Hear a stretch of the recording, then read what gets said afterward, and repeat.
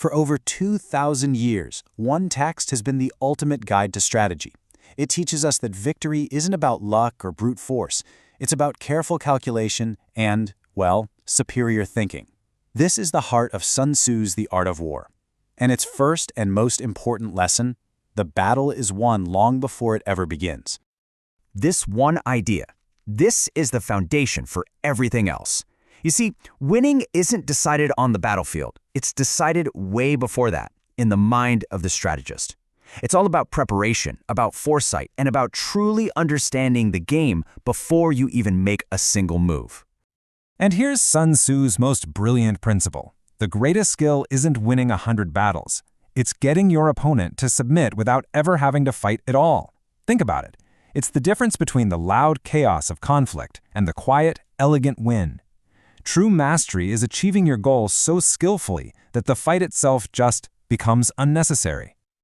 So how do you actually pull that off? A victory without a battle? Well, it starts by completely changing how we think about conflict. This isn't about who has the biggest army. It's about who has the smartest mind running the show. Let's bring this into the modern world. In a business negotiation, it's not about who shouts the loudest.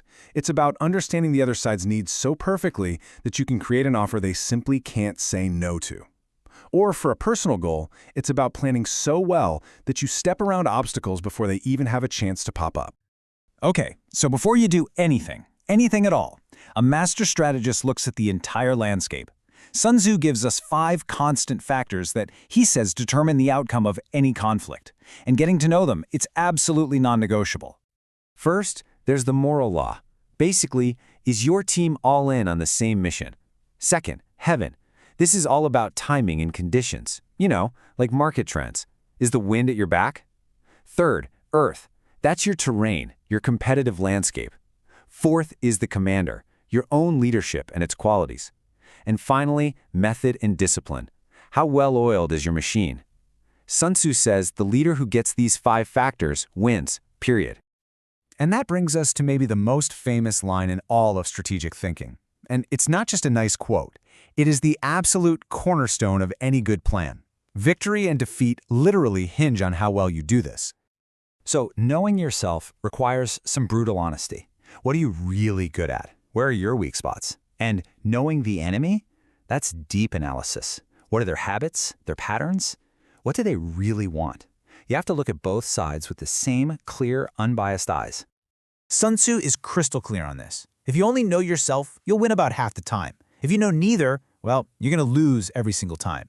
But when you have that complete, honest understanding of both sides of the board, uncertainty just gets erased from the equation. Victory becomes predictable. Now, once you have all this knowledge, you don't just sit back and react. No, you start to actively shape the situation. And that's where the really proactive stuff comes in, the arts of deception and positioning. This is probably one of the most misunderstood ideas in the whole book. I know it sounds a little sinister, but its real use is way more subtle and strategic than just telling lies. Really? Deception is all about managing information. It's making yourself look weak when you're actually strong, or appearing quiet when you're about to make a huge move.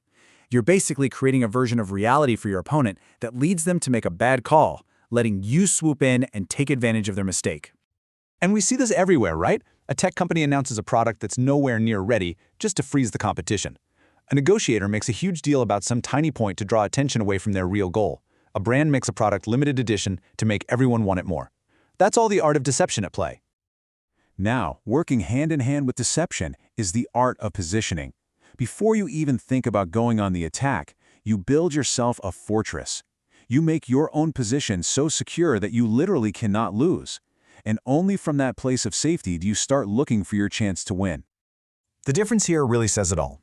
You can try to just smash down the door with brute force, which is expensive, exhausting, and always reactive, or you can use strategic positioning.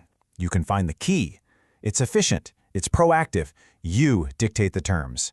You make your opponent react to your moves, while you save your energy for the one moment that really counts. But here's the thing. A brilliant strategy is totally useless if you don't have a capable leader to actually execute it. Sun Tzu argues that a leader's character isn't some soft skill. It is a critical, decisive, strategic weapon. A leader has to have the wisdom to see the winning path, the sincerity to build real trust, and the benevolence to take care of their people. But they also need the courage to make the hard calls and the strictness to make sure the plan is followed. If you're weak in any one of these, the whole organization has a weak spot. This quote just perfectly captures the real power of good leadership. When a team feels genuinely cared for and respected, their loyalty, their commitment, it becomes this unstoppable force. And that's an asset you can't buy or order. It has to be earned. So, how do we tie all this together? Let's take these ancient ideas and distill them into a practical mindset that you can use to face the challenges in your own life. This is the big shift in thinking. Stop looking at problems as things you have to power through. Start seeing them as strategic puzzles, where intelligence, preparation, and smart positioning will beat raw effort every single time. So here it is, your strategic checklist. First, always plan before you act. Second, control the story, both in your own head and in your opponent's. Third, put your energy where it'll have the biggest impact. Don't get dragged into pointless fights. And last, never forget that your character, your integrity, is your greatest strategic tool. I want you to think about it for a second. Right now, what's the next big challenge on your plate? Is it a difficult conversation? A career move you're thinking about? A massive project? That right there is your battlefield. So, how are you going to approach it? The lesson of the art of war is timeless because, it's not really about war. It's about winning. And winning in any part of life is the art of preparation, positioning, and profound understanding. The victory is decided long before the battle even begins.